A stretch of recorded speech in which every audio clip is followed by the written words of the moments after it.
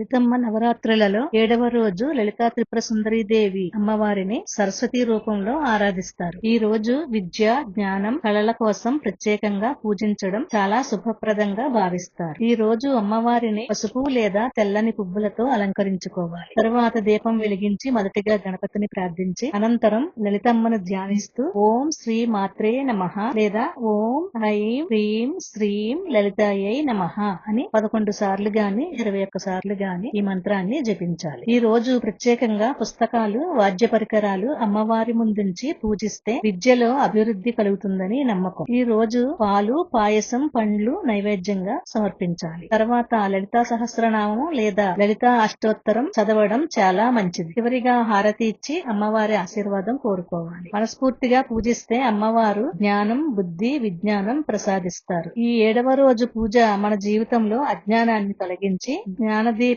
వెలిగించే పవిత్రమైన రోజు. ఇలాంటి మరిన్ని ఆధ్యాత్మిక వీడియోల కోసం మా ఛానల్ ను సబ్స్క్రైబ్ చేయండి, లైక్ చేయండి, షేర్ చేయండి.